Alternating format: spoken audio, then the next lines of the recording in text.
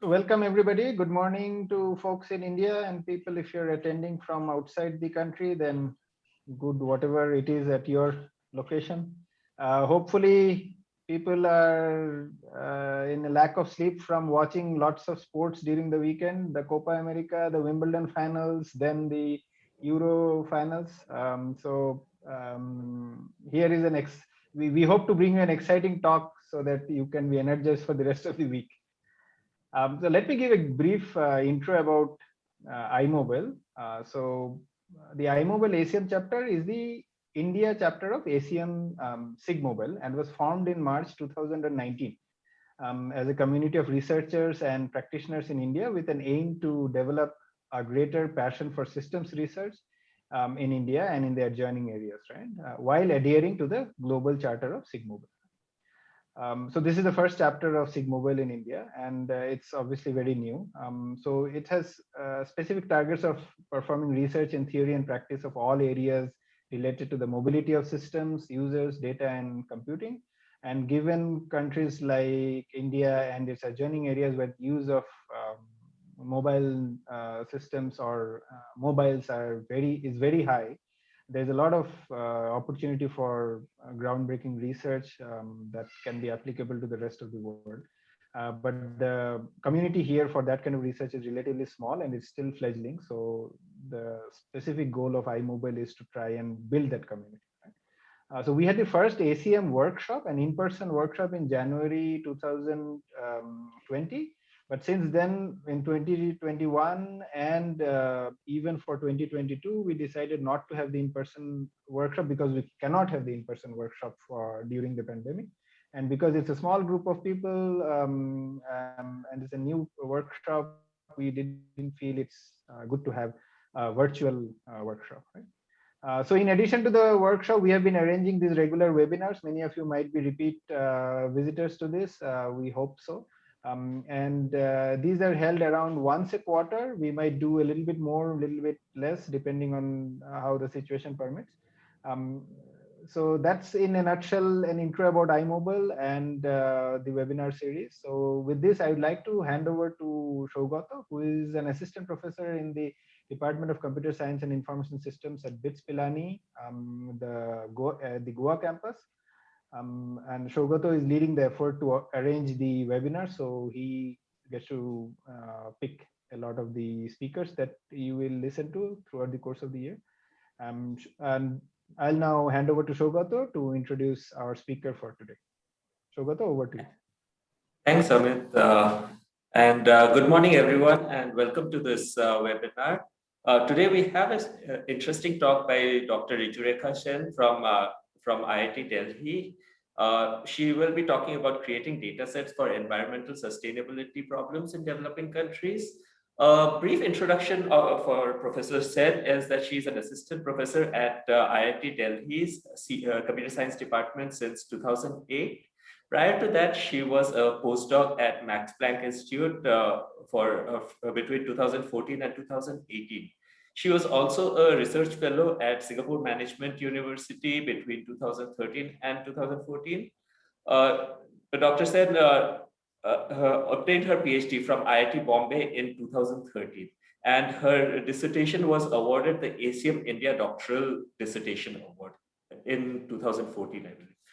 So her work is on distributed, networked, and privacy-aware systems. She does a lot of road traffic, human mobility monitoring systems. She also does a lot of work on privacy enhancement in ubiquitous systems. Rijurekha's work has featured in top SIGMobile venues, and she has been one of the leading stars for India in having our publications in such venues. So her work has appeared in Mobisys and Census as well. So with no further delay, let me welcome Dr. Rijurekha to start your talk, please. Riju. Thanks. I'll start by saying that this talk I kind of targeted at with PhD students working in India in my mind, because I myself did my PhD in India, and working on systems problems while being here has a certain set of additional challenges which I have faced and my students are facing. So I'll try to keep it as generic as possible, but maybe in the audience, if there are very senior people, they might not find some things relevant, which I'll talk about mostly towards the end of my talk. Just sorry to interrupt. Are we going to take questions during the talk, or should we wait towards the end of the talk? I'll try to finish by 11:45 in any case, but in between also, if any place you feel, because it's not important that I complete the whole talk, so feel free and ask. And Saugata, maybe you will kind of monitor the time a bit, or yes, I will do the monitoring of the time. Time, okay. So for the talks, I realized that attendees will have to post it on the chat. So I will read out the questions in between, or If you see that something needs to be handled at the moment, otherwise it doesn't make really sense to move forward, right. then just stop and ask me that. Okay.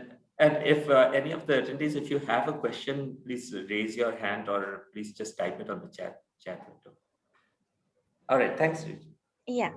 Okay, so this environmental problems or sustainability problems, these are very well-known problems, and I don't have to motivate that, why more work needs to go into that space of cleaning up our air or water, or maintaining our forests and mountains, or cleaning up our rivers. Being in Delhi, one of the reasons I chose Delhi as my workplace was because I could work on these kind of problems, because it has these problems first of all, and of course a lot of ministries and all these things are also in this city. So it is mostly that I try to focus this as my application area, that we need to sustain our environment, and I use whatever edge devices or mobile devices or something as a goal for that kind of application. Okay. So the first confusion, of course, in the mind is I'm trained as a computer science engineer, right? And I have limited capabilities because computer science is a very small subject in this domain of environment. And this is very true. And typically I am this tiny box in a large team of IITD researchers or professors or large teams, and it comprises of various departments. So there can be a center for excellence of research on clean air. It can be a transportation research and injury prevention center, or it can be a center for excellence on ethics, where the more the privacy related works go in. And there can be professors from chemical engineering or mechanical engineering, or all the, and what are the pollutants composed of, atmospheric sciences, who look at the satellite data, long-term meteorological data. And I'm like this tiny person who is part of this this larger group of people, and from them I try to understand what is it that they don't have, what kind of maybe data or instrumentation or something, and do I have that skill to maybe help them in some ways. Okay, so it's not like as a computer engineer I'll be able to tackle these large scale stuff on my own. So given that, this is again within the computer science domain also, there is a lot of interdisciplinary stuff which goes on, because CS itself, though it is small compared to other sciences, it's still large in itself, right? And when we are in a SIGMOBIL or an iMobile talk, I would expect that people want to see more of sensors and embedded processors, which are getting richer and richer. We used to have only some single core CPUs or maybe quad core CPUs earlier, but it is gradually going into all sorts of accelerators and other kind of TPUs and NPUs and neural processing units, graphics processing units, and deep learning accelerators, and these kind of stuff, even in the embedded and the mobile domain. Okay, so when I'm talking about here, I'm talking about embedded processors becoming very rich. And of course, radios have always been our part because we have been mobile, and we need to be remain connected to either the internet world or at least the nearest hop to whatever work we are doing. And Bluetooth low energy or Wi-Fi or Zigbee or even cellular networks, 4G, these are always have played a very important part. And right now, if you look at the Mobisys conference, a lot of it is on backscatter and other kind of communication mediums, right? So this is the particular layer where I should be focusing on when I'm giving an iMobile talk, right? But on the other hand, the interesting part about an edge device or a mobile device, which I feel, is the system software is also very interesting, right? It's not only all about hardware. So what kind of operating systems do we have on a mobile device, and Android or embedded Linux, and what is the capability or what are the changes do we need there to maybe control the security of the embedded application, or maybe the thermal and the power characteristics of it. So this layer is also, I think, quite relevant to the SIGMOBIL community. And this is a place where some of my works are as well. Okay, I don't I'm not a computer architecture person, so I don't design a new memory system or a new processor. But on the other hand, I take a lot of these embedded processors. I try to define new sensing capabilities, and then on top of that, the system software layers is what I maybe sometimes try to write, where things become more efficient or more secure when it is running on an edge device. Like recently, this is sort of this new data sets and ML tasks and benchmarks, and data applications and data privacy. So these are boxes which we would probably not see in Mobisys maybe 5 years back when I was doing my PhD. But since machine learning and AI and these things have come so bigly in every possible way in computer science, it's not like we are sort of kind of shielded to it. In fact, increasingly we see that a lot of times the applications which these mobile devices are handling is in creating this very interesting data sets, which Saugata and I were in a lab in Singapore, and they had this, it was called a live labs, and they had this thing of generating student data, mobility data in shopping malls and everywhere else, of what people were doing, what are their behaviors, and things like that. And these all come under these new data sets that you are trying to understand people, just like researchers try to understand people from social network interaction. Some people like us, a lot of the SIGMOBIL community try to understand people from their physical environment. They try to sense them, what is going on. And these all generate these new data sets on which we can define new ML tasks and benchmarks. And of course, once you have the data, you are free to work on applications on the data itself. And SIGMOBIL venues might take in your paper, though it might be more relevant for a data conference. I'll talk about it, that choosing where to send the paper based on what it is talking about, or where the actual novelty factor is. It might be the NeurIPS or KDD application track versus a Mobisys submission. And finally, when we are collecting and generating this much amount of information using sensors and embedded devices, sometimes privacy plays a role as well. So there are, in my second postdoc in Max Planck, it was all about data privacy, because Europe is a very privacy sensitive place. So as we are seeing, this talk is going to span over certain parts, and I'll try to tell you that what are the different problems which I'm working on in each of these different boxes.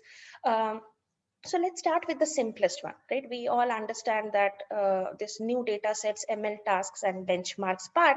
And since I talked about sustainability, here maybe new data sets make sense. So for the first data set which I introduced, which I'm collecting in Delhi, it is a particulate matter data set for, so Delhi is 55,000 square kilometers in area, and it has only 35 static expensive government sensors to monitor air pollution. So there are a lot of debates which go on that whether agricultural crop burning is doing this versus industry is doing this versus odd even policies are effective or not. And being such a huge area with so many different neighborhoods, one neighborhood maybe some greens, some restaurants, and some industry, right? I mean, and it's very difficult to micro correlate or at a micro level if you have a sensor which is covering 1,000 square kilometers of area, right? So we have instrumented the Delhi public buses, and this is with our unit. So not so much research has gone into it. It was a very nice engineering effort, I would say, in building stuff which can work over 4G as the buses are moving across Delhi. And this is kind of the routes which these buses take. Of course, this is not a Swiggy motorbike which is going to people's homes. These will be main arterial roads of Delhi because that is where the bus routes are. But still, it is much better than having 35 static points of measurement across the city. Okay, so you can check out these data with whatever details at this website. The second data set which we are creating is in the Delhi Ring Road. It's a very big road with lots of flyovers and main intersections, which we have instrumented with two sort of smart city companies, I would say, with these cameras. And it can be creating these data sets for the computer vision community, which is training these YOLOs and these convolution neural networks to detect our kind of vehicles, right? So if you go around in the world, there won't be auto rickshaws or motorbikes or vehicles standing like that there. But this is very important at the moment to create this kind of data set, which us as well as other computer vision researchers can work on. Okay, so this is another such data set, and sometimes just because neural networks are hot, we might not need it in a particular application scenario. And sometimes we just need to maybe measure the length of the queue or the density of vehicles and stuff like that. Okay, so that's why I have written here CV algorithm. So simple background subtraction, optical flow, and those things can also give you this interesting pattern of when the density is growing, when the signal is red, and then it starts getting cleared up, and again it rises. So this clearly shows the signal cycle, and you can monitor that how much this road is filled up. And this is also useful for some control applications, as I'll talk about. So as I would go on in parts of the talk, that suppose you have built some collaboration with some startup or some person, and you have been able to put out some sensors and gather some data. So where do I send? So it has got some considerable effort to do this engineering part. And once I have got this data set getting created, where do I send this paper to, right? So typically NeurIPS and other conferences are having benchmark tracks now. Okay, so they are defining that you have a data set, new data set, you can send it here. And of course, always ICTD and Compass, which are, Compass is also an ACM venue, it's not a SIGMOBIL venue, which talk about sustainability and developing country problems. Okay, so we can send it there. And the point to note here is the data set should have some interesting characteristics compared to prior data sets. We cannot just say it's yet another computer vision data set, yet another data set, right? So what is it that kind of distinguishes it in a technical way?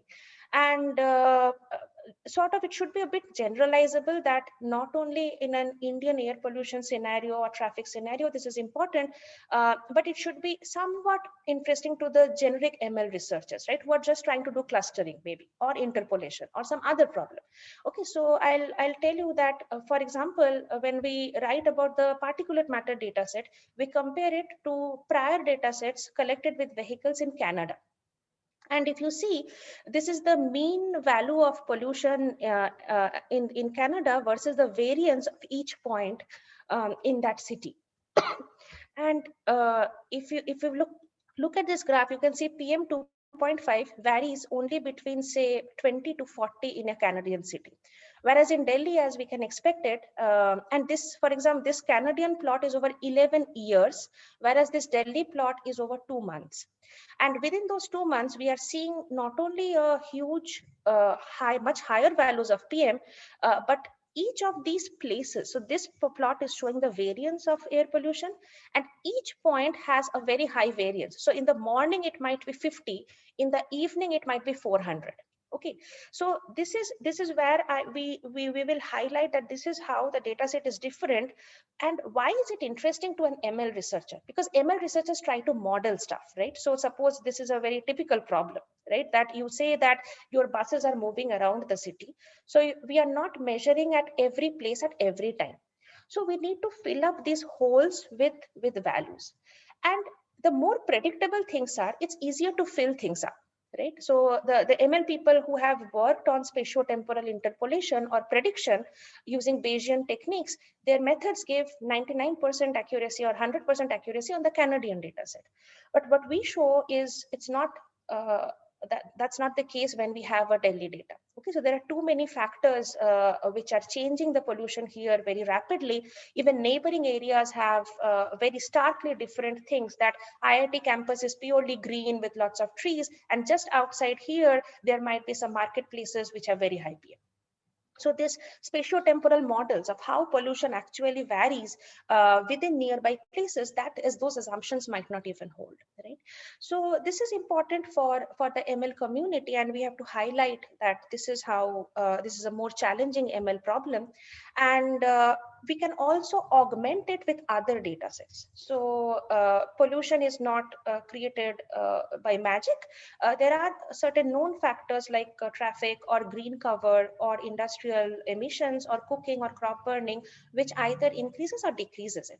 And this is auxiliary, we call these auxiliary data sets. That traffic, it automatically comes through my work, because the buses themselves will have the GPS locations as well, wherever they collect the PM values. There is otherwise no meaning of where I have collected this value. So GPS is a given, and if you have lots of buses with GPS locations, you can measure congestion or when the bus is going slow directly from that. And in addition, you can also have traffic cameras along the road. Okay, so whether during odd even what happened, after odd even what happened, during lockdown what is happening. So all these things you can try and correlate with the traffic auxiliary data. Similarly, for green cover, you take satellite images, or even crop burning. There are other people who work on this kind of things, that from different kind of image, again with CNNs, they will train some images, built area versus green cover. They will try to detect crop burning events and try to correlate with that. Okay. So this is all what I'm talking about, is all problems for ML people. And I don't identify myself as an ML people. I try to generate data for them. Okay, so sometimes increasingly I'm getting PhD students who are completely scared of hardware and embedded devices. So they want to work on machine learning, and they say that, why don't you let us do that? Okay, so they do. And I have PhD students who are submitting only papers to NeurIPS and places like that. And I cannot, because it's their career, it's their PhD, right? So these are questions which they will ask. On the privacy and security side, there also are sometimes interesting stuff which I kind of care about more. And for example, this software verification, right? It's a very interesting thing that, and this particular pollution problem has a very interesting sort of need of non-interference. So the non-interference requirement is that that in the software, either in the embedded device or when collected in the server, it should never be that a policy should dictate the values I have read or I am reporting. So if I'm a Modi fan, my embedded devices shouldn't show that that vehicle numbers and pollution is uncorrelated. Versus if I am a Kejriwal fan, it shouldn't show that they're perfectly correlated. Okay, so it needs to be independent. It needs to be independent of the political party at power. Similarly for industrial emissions, right? So if there is a big industry which needs to be shut down and they pay me some money, I can't show lower pollution when the GPS location is near their site. So all these different sensors, whether they affect each other in ways it shouldn't affect. How do you specify those requirements that these are not this information flow which are happening in the code? That's a very exciting problem, and one of my PhD students has been doing quite well in there. That how do you verify these kind of requirements? Okay. So when I'm describing this, I am focusing on this layer, right? So I'm saying that given you have already collected some data, which might be air pollution data or traffic data, what kind of applications can we define on it? We can do interpolation, we can do predictions, we can do correlation with other data, we can verify the data for security or other things. So this is something which this box I'm focusing on, right?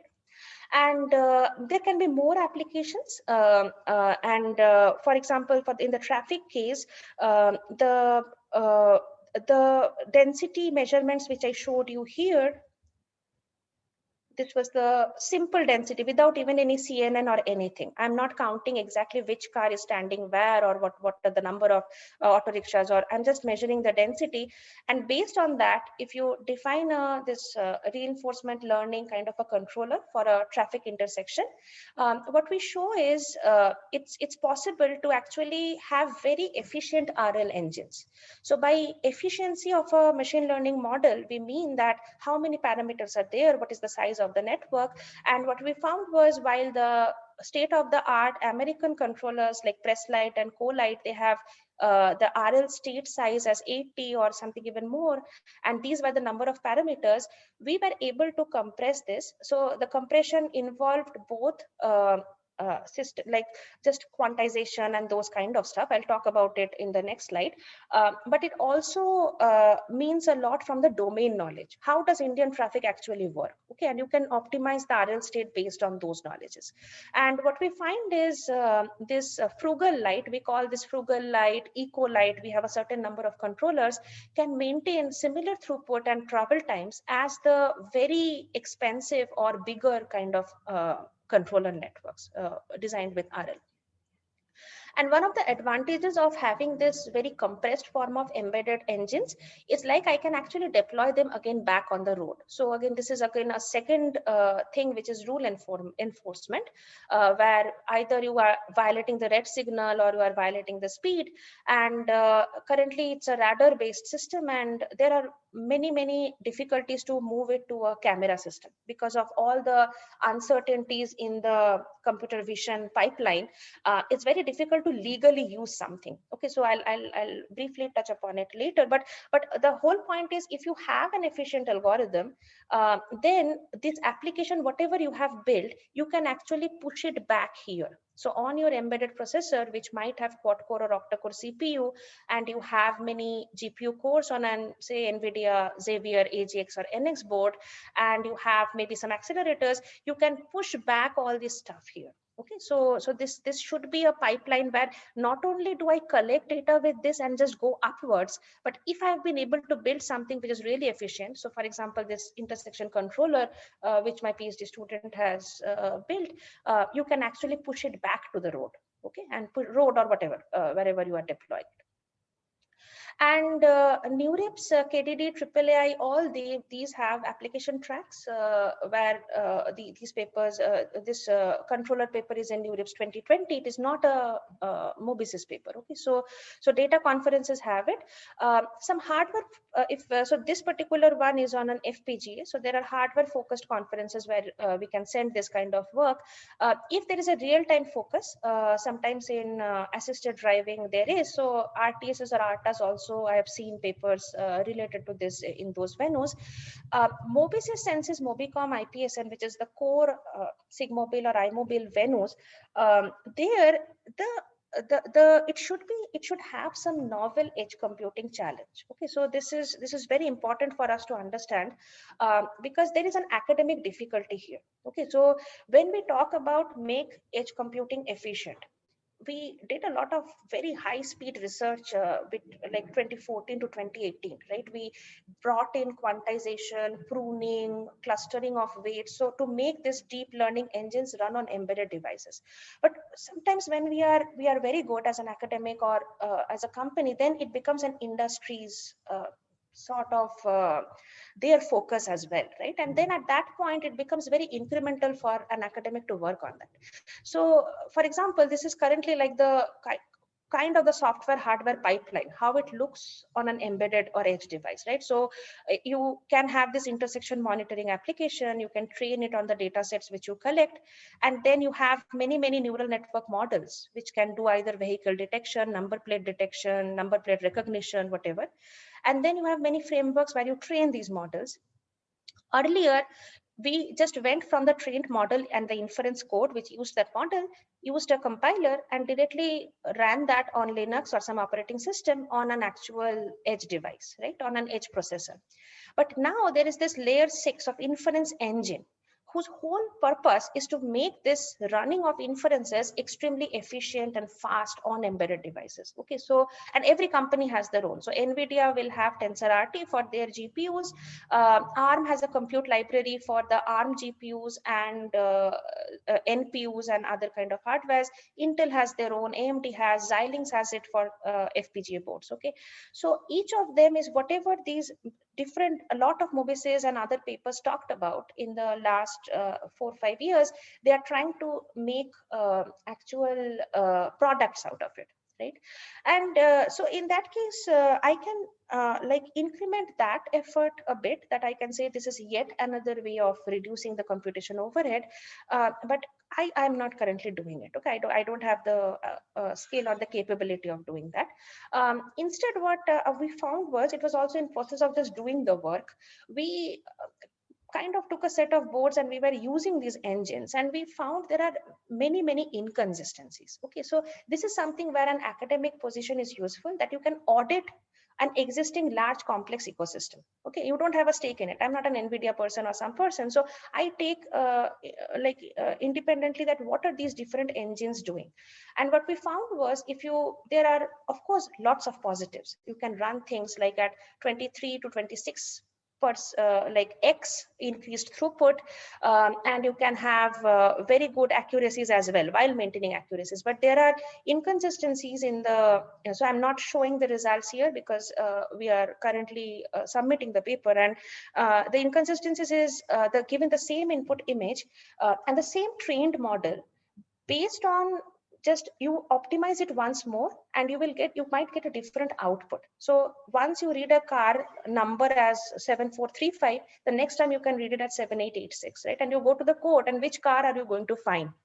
So these have very strong implications in driving assistance systems or in traffic intersection control, that while I'm optimizing a lot, non-determinism is not something I can really work with. Okay, so I need to give out a deterministic behavior. So maybe the simple solution is you just give out the same exact binary.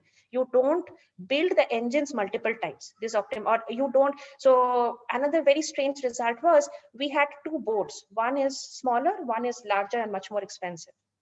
I'm not taking the names here. The larger board, which was supposed to give XX times faster run times, is actually YY times slower. Okay, because these optimization engines are not able to translate some of the kernels more optimally in the microarchitecture of the hardware. So these are some sort of things which we have been doing in this space, instead of saying that I'll make this more efficient, and just trying to audit stuff. And another part where I see there needs to be some more effort is this thermal control. So there are many papers in thermal as well, even in Mobises, right? Because mobile phones become hot, and there are even people design reinforcement learning controllers to control temperature. Okay, so things haven't worked out for us here in Delhi, where the temperatures can go to 45 to 50 degrees Celsius, and I don't have an AC environment in my public bus or in my road. Okay, and I am already running a lot of DLL there, and I don't want to run maybe another on reinforcement learning controller to control temperature on top of that. So this is some place where I still don't have a good solution. We are looking through some things, and but these are the kind of things which might be more relevant in a SIGMOBIL venue than a pure data analysis paper. Is what I'm trying to say. That this is where I'm actually making the computation better or more effective or more power efficient. Okay. So given these two boxes, there are applications which I can design, and there are these new data sets and ML benchmarks. So this is what this SIGMOBIL or iMobile talk, and I have to talk about sensors or embedded processors or radios or these things, right? These are the core things which which is called kind of systems, right? And that's what I should be talking about. So sadly, I worked with sensors only in my PhD, which was 10 years back. Right, and why am I not working with sensors? There's no particular reason. The only thing is, I found that if I have a very wacky idea, Mobisys likes it, but the Indian governments or those people hate it. If I say that I have a very new sensor which I have built, right, who will certify it? So it is more of like going, this is a tussle between having a good academic or novel contribution where the researchers really appreciate it, versus actually trying to push a completely new idea in the field where people say, yeah, we have heard about cameras at least, and these things, AI and these things have come up, so maybe neural networks is something they have heard of. But if I say that I use horns and fast Fourier transform on them, which is fairly accurate in an Indian scenario to estimate road traffic, which is what I was doing in my PhD in my first piece of work, or in the second piece, I was actually putting wireless radios across the road, and one sent signals and the other kind of received it, and based on the degradation of signals, the wireless signal, I could estimate the amount of traffic on the road. And this is a beautiful system, I can tell you, because I have deployed it for 6 months in Bangalore in my PhD, and it works day and night, unlike the camera systems. Okay, so there is no dependency on light or shadows or whatsoever. There are problems, of course, because radio signals again get affected by moisture and other stuff, and you have to shift your thresholds quite a bit based on seasonal changes. But it was good, and they're very cheap compared to a camera and a GPU, and with just 200 rupees radios, and I could build all these long lengths of this stuff. So this is the work which actually got some prize from ACM, and I could monitor in real time that what is the length of the queue here, which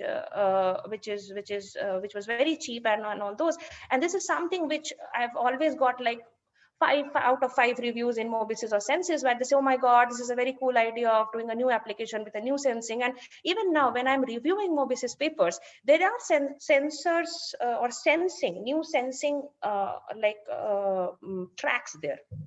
Right, and as a PhD student, if you have some very cool, fun idea, I would encourage you to actually work on it and get it there. Okay, so this is not, it's something in my constraint. I'm not, because I have to balance it with the real world deployment. If I go out with a set of 200 rupees Wi-Fi radios, I'll have a much harder time in convincing the people to adopt it. Okay, so but this can be really exciting, because I remember this was during a TA ship in a course where this idea came to me. Right, there were people were doing experiments in the building where Wi-Fi signals were getting attenuated, and I thought that why don't I just take these two on the road and see how things get attenuated. Right, even the horn thing, I was maybe drinking something with my advisor, and there was a car which passed by, and there was this pew, and there was this change of noise, which is just the Doppler shift. And I said, okay, there are a lot of horns when people are standing, but there are also horns when people are moving fast.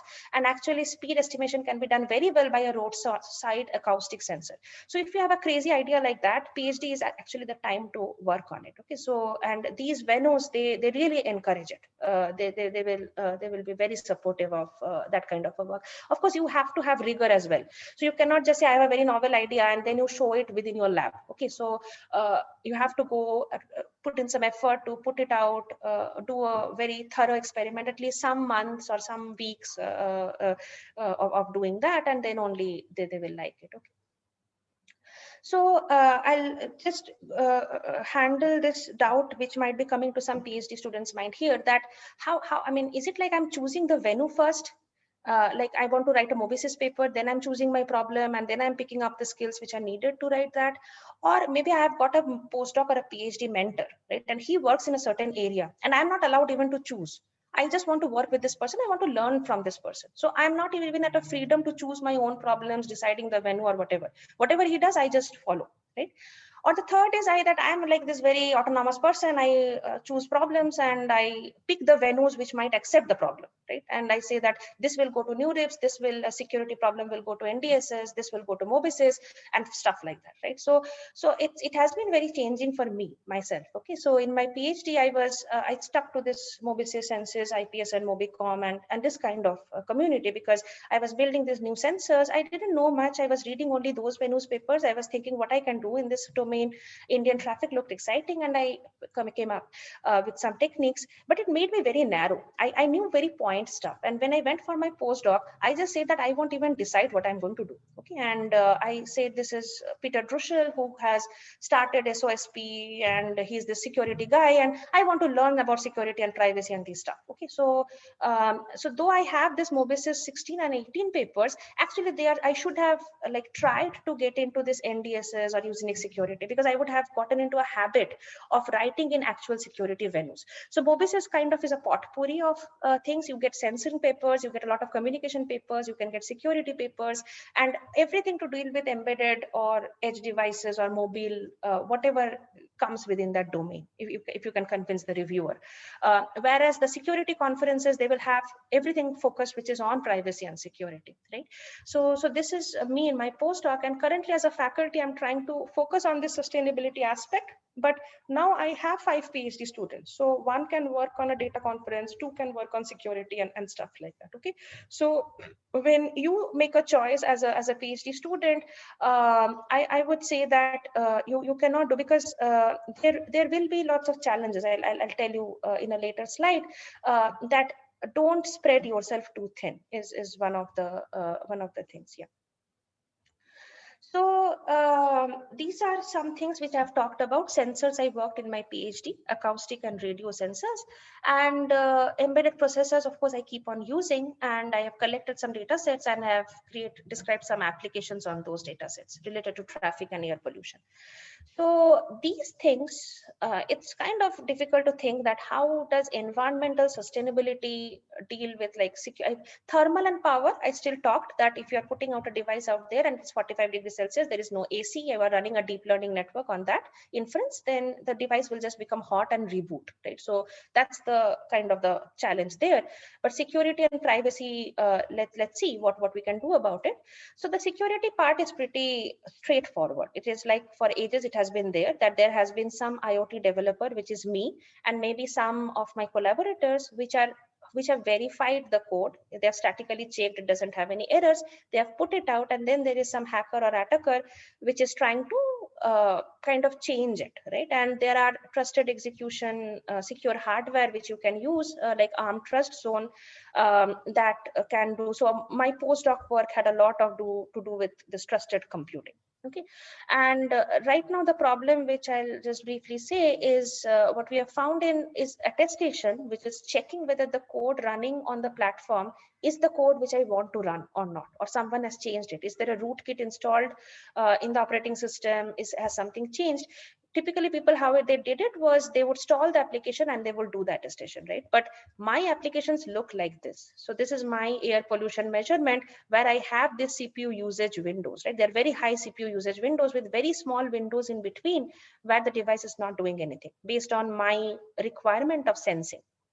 Similarly, my road traffic thing will look something like this, right? So I don't want to stop my ML application on the embedded device, but I still want to make sure that it is actually running what I want to run. And attesting the software itself is also not small. It's the Linux kernel, because if I need to run TensorFlow or TensorRT or some ML on top of that, I cannot take RTOS, right? The OS has to be, so it's like the operating system itself is in MBs, which I'm trying to attest or I'm trying to verify. So this is something which my PhD student has come up with a technique called track attest, where she splits the kernel and the software and then picks and chooses. So it's a randomized guarantee, but it's still a very high probability will be able to catch a malware or an attacker. So this is kind of in brief what when I say how to keep my embedded devices secure when I've deployed them, this is what I currently mean. Okay, this is what the kind of problem I'm working on. And finally, privacy. I won't go into too much detail of this because it's a very large problem. If I want to go to the techniques, it will take me at least 1.5 hours to describe it.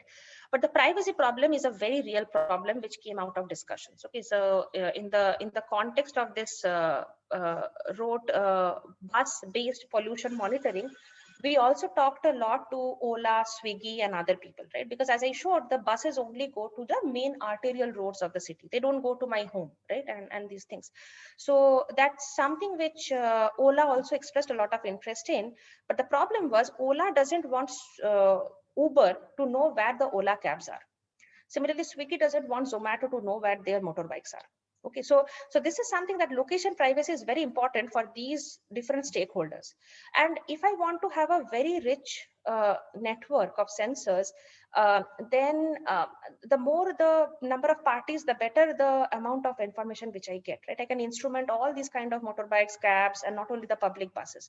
So the problem which we have tried to work on is this, how do I aggregate data? And this is a well-known thing in privacy, which is called privacy preserving machine learning, and on hospital data or these things. But somehow here we had to change the things a little bit because it's not a one-time thing. Pollution is changing over hours, right? And it's not like a one time I have taken cancer patient photographs and I am just running the PPML or privacy preserving machine learning once. I have to keep on updating it. So the efficiency matters and the latency matters. So this is something which one of my PhD students has very exciting work on, and it's currently in under second round in NDSS. So this is a very cool real problem which we have worked on. I'll try to end this here, that I have talked about a lot of things, and if I heard this talk as in my PhD, I would be again more scared than I normally am, right? Because when as an Indian PhD student, we don't have a team to work with. I'm a single person who is trying to do all of it. I'm trying to build a hardware, maybe think about the problem, read the paper, deploy it, do the experiment, write the paper. So it's not like when you see an US correspondent part of yours working in Maryland on some place where there are senior PhD students, there are postdocs, and then you are there as part of the system, right? And you grow up with them. The first 3-4 years of your PhD, you just become the third or fourth author in their papers. Here, there is that ecosystem is possibly not there, right? And these are also realistic problems. As an advisor, I may not be part of many collaborations, and I might have very few ideas, right, on problems, or my ideas might be dated. I'm not getting time enough to read new papers, right, to generate new ideas, or I'm not thinking enough. Or I might be an advisor who just talks to too many people, right? I just go out and talk to every person I meet on the street. So I have so many ideas that my PhD student is confused that what is it that I should be focusing on, right? Every day I come up with a new idea, so which is an equally bad state. And of course, we are in India, so the bureaucratic process is very, very slow. And if you're working on an mobile are easier. If you're working on a phone, you can buy it. But if it's an embedded board, you have to be prepared that you order it much, much earlier than your paper deadline is, right? So, and I'll just briefly show you that this bus permission thing, 2018, we started getting the permission. So the bus company said we can do that. We got the money in 2019 from DST SERP. We got the Delhi Pollution Controls letter of support in 2020, and the actually Transport Ministry's letter again in August 2020. So it took us 2 years to get these 4 papers, which is much harder to get than to get a research paper.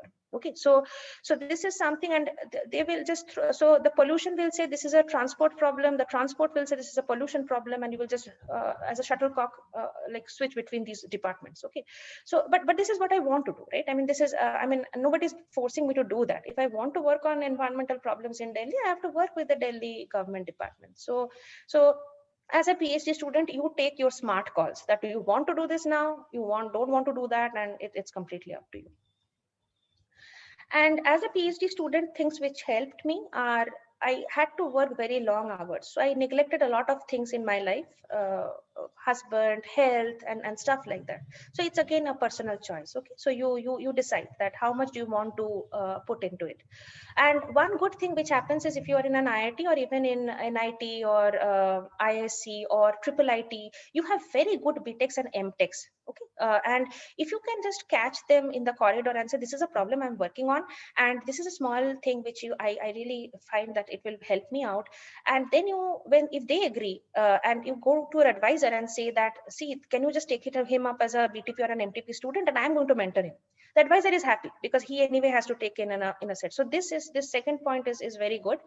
And I tried to split into this searching for problems, exploring for solution, working, and the paper submission deadline mode.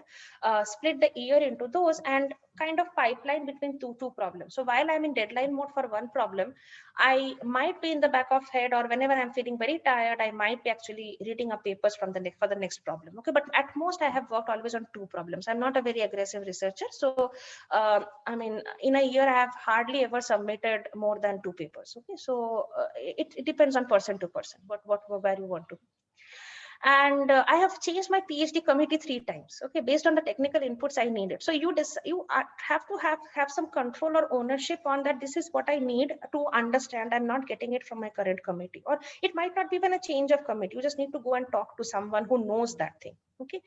And this is a red point, but what I'm trying to sort of tell you that don't always be very submissive. Okay, so as an advisor, I can tell you that I am not sure of anything, the problems I'm picking, whether the paper will be accepted or not. So fight back all the time. Okay, I fought back with my advisor. I love him more than anyone else, maybe, but that's the relationship of that should be the kind of thing that, why do you think that this will work out? Why do you think this idea will work out? Okay, don't just say yes, yes, yes, because at the end you will just see that you have spent 7 years and nobody knows, and he's blaming you, you are blaming him, and sort of like.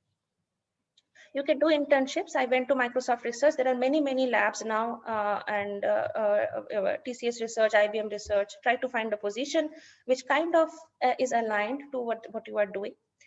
And also, this is very important, the last point, that you will have the paper acceptance maybe like in your 3rd year of PhD or 4th year of PhD, if you are really in a bad shape, right? So if you don't are enjoying it, so I love building hardware, and it has helped me independent of paper. I mean, there have been deaths in my own life, and I have just gone and built a new hardware, okay, and it has calmed me down, sort of. So if you come to my office or if you go to my home, it's independent of whether I have a Mobisys deadline or not. So I'm talking about it as where my work is kind of a place where I can be. Okay, and I don't have to think about, oh my God, I don't have this paper accepted, or I don't have this 5 CV points in my, like as Swagata started, right? You portray a person as if she has got this award and she has got these papers. And so if I think about my work as this thing of my building my ego and like becoming, then it's a very scary place to be in, right? Because in research, there is nothing which is predictable. And I don't know whether my next paper, how long will it take to get accepted, right? And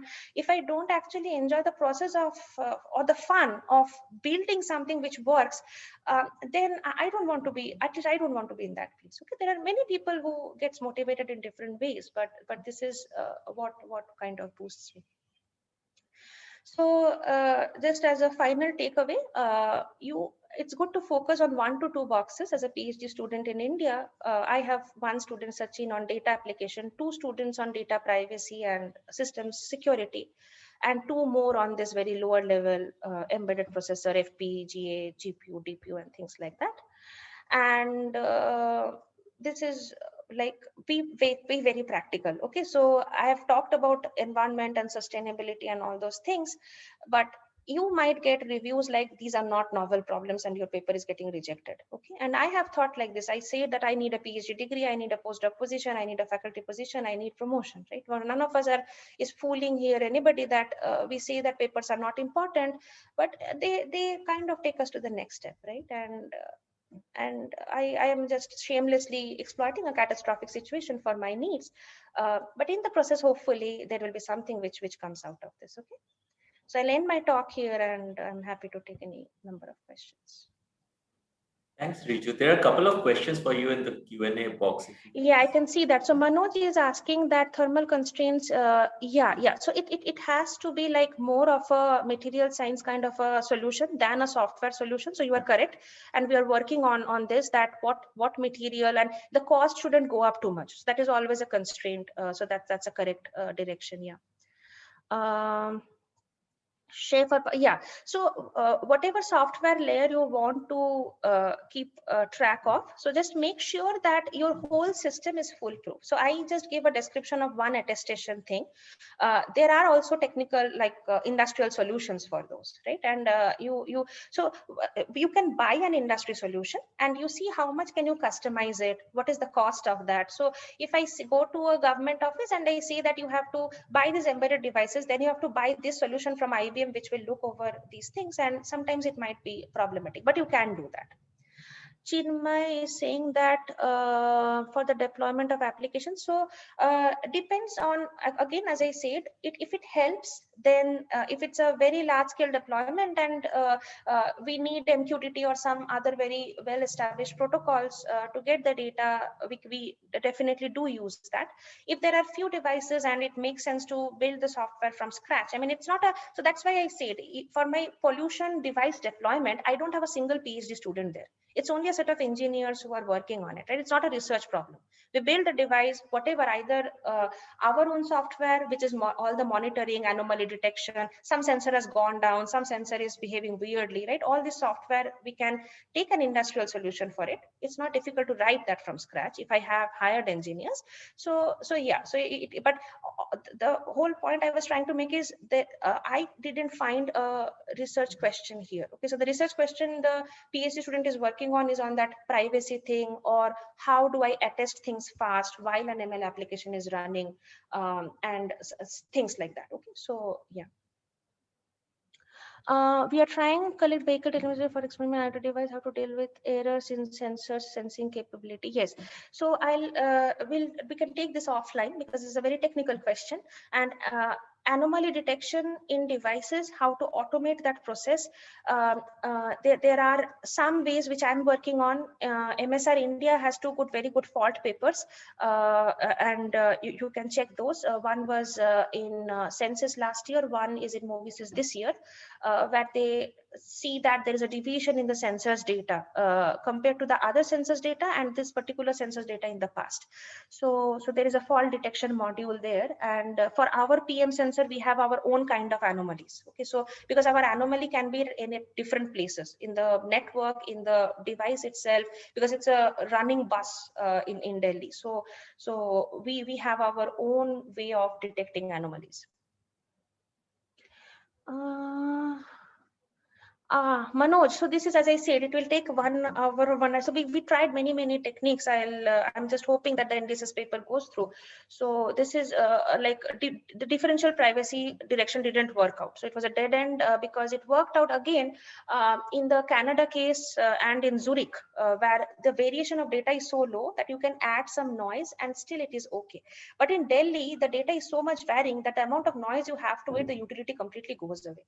So then we have gone to this secure multi-party computation kind of a setting where it's a combination of I obfuscate my query of the region, and I I cannot just say it in 1 or 2 minutes, but definitely we can discuss this offline, that what worked, what is the overhead of doing all this stuff, and yeah, we can take it. Right. There are a couple of questions, Riju, in the chat as well. So maybe I can ask just check where. Yeah, they can just ask me. Maybe it's that's, or it is going to be slower. So this is Q&A. I can see. Where is the chat? Why am I not able to see? There is another box about 2 blocks away from. Or maybe like there is a question from Asta that I can see. I'll just unmute and you can ask your question. Yeah.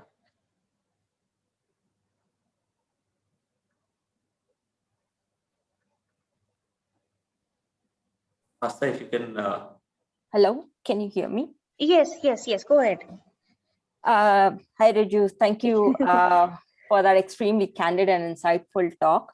I really enjoyed it. I had a question regarding this problem of uninterrupted attestation that you mentioned. I wanted to actually understand a bit more about the motivation of the problem itself. Is it the case that you need to perform attestation several times after having deployed your stack on a particular device, or are you trying to just complete the process of a single remote attestation using the limited computer resources that are available on that embedded device, right, in between the other functionality that it needs to perform? Yeah, so it's both actually. So once is I deploy it, and am I sure of it that over months or years that this will remain the same? So the more number of times I keep attesting it, it is better from a security perspective. That this is and this is a device which is connected to the network, and therefore a rootkit installation or those things in the Linux OS can happen at any point of time. It's an unpredictable thing.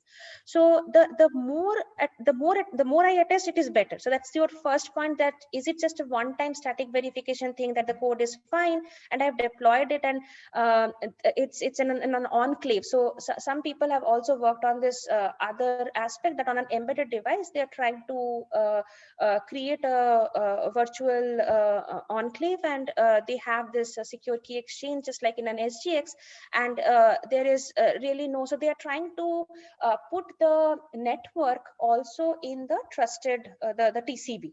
Okay, so for us, we have kept the Wi-Fi or BLE or whatever the Wi-Fi, the device driver for the radio in the untrusted domain. So anyone can send a packet to us at any point of time.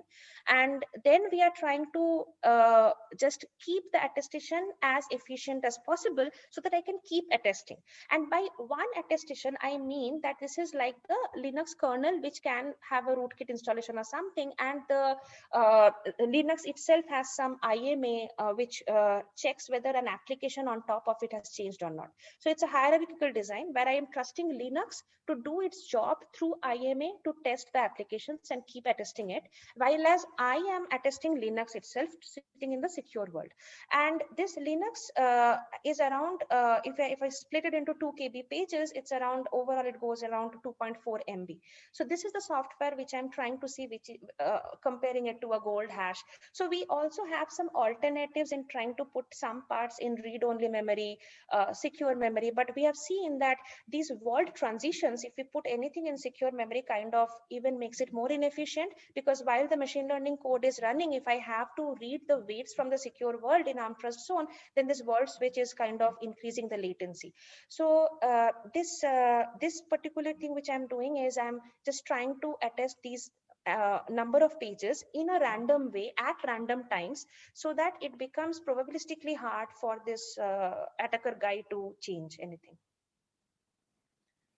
Thank you. Yeah. Riju, there are a couple of more questions in the Go chat. ahead. Yeah. In the Q&A base. In the Q&A, okay. So Alok has a question on Alok.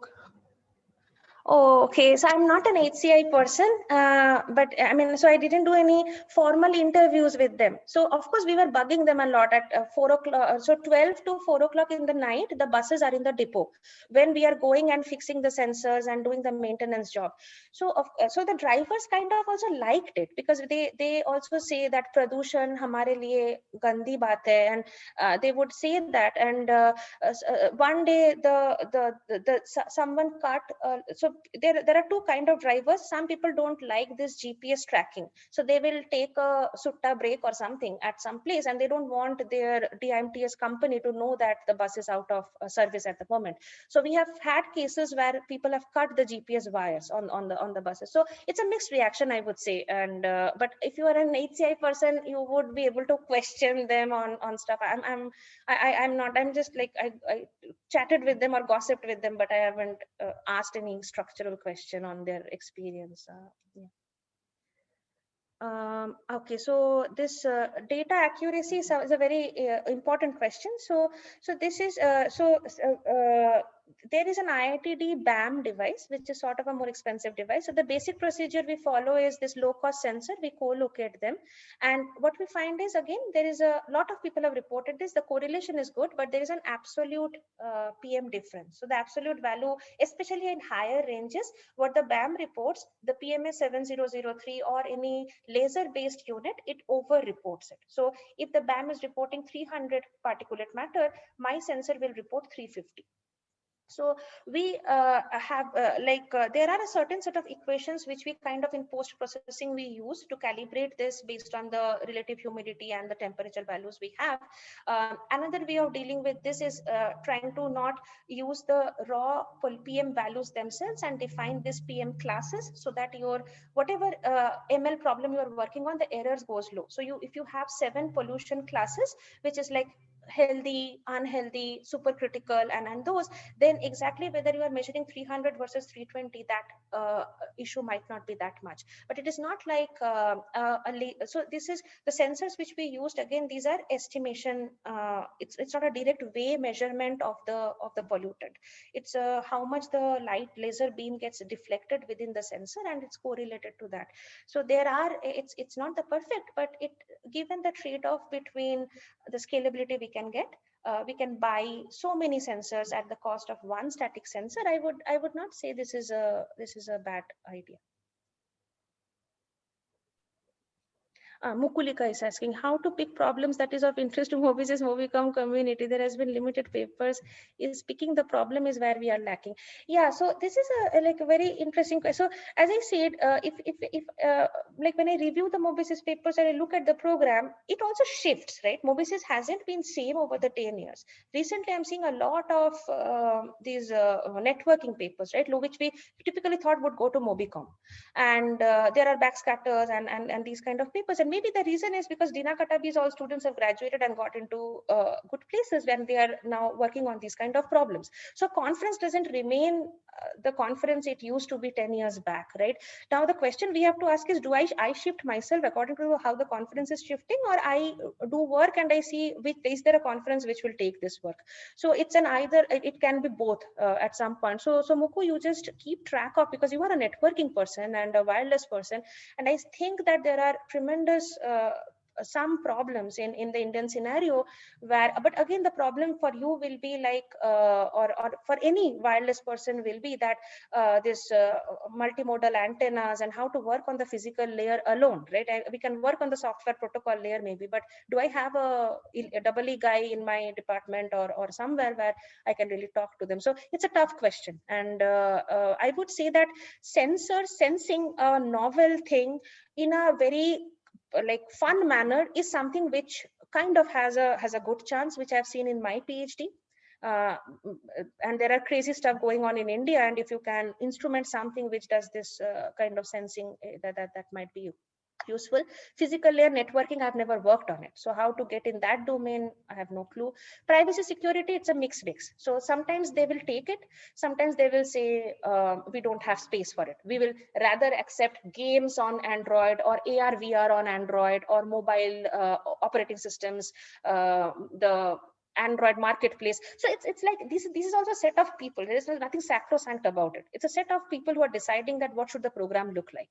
And I would say that don't think too much on yeah, like trying to fit in with them. If it fits in naturally, that should be good. Yeah, I don't have a good answer actually. What can get us a Mobisys or a Mobicom paper? There's one more question by Manik. That's the last one. Take that and we'll wrap up the session. Whether a data value is stable or not. Yeah, so that's a good question. So we have this Axel gyro, and so the sensor has the instrument which we have built. The PM sensor has many other sensors. So it has a camera, it has all these detecting the bus's high speeds, the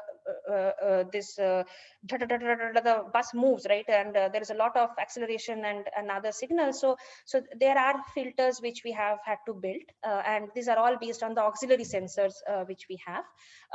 And there are also typically calibration processes in any mobile sensing scenario, that whenever it passes by a static sensor, which is a DPCC sensor, then you see that how much off you are. Right. And sometimes when all your buses are coming to the depot at night and you have the whole range, you see how much they're all at the same place at the same time. They should really be reporting similar values. So this is the anomaly detection block which I was talking about, that for my application scenario, I had to build these kind of, my team had to write this cleaning kind of codes. But those are either augmented sensors which detect the bus's irregular movements or high speed or this thing, and also the sensors themselves compared to static or with themselves is the way we deal with it. All right, if I don't see more questions, and I hope you're okay if someone reaches out to you at a later point of time. Definitely. I mean, I'm just part of the system, so you can mail me, you can talk to my PhD students, and I'll be very happy to talk. All right. Yeah. Thanks, Ritu. I'll just say thank you for this wonderful talk, and I will let Amit do the final thank you. Thank you, Riju. Bye. Thank you. Bye. Everyone sleep after the lectures.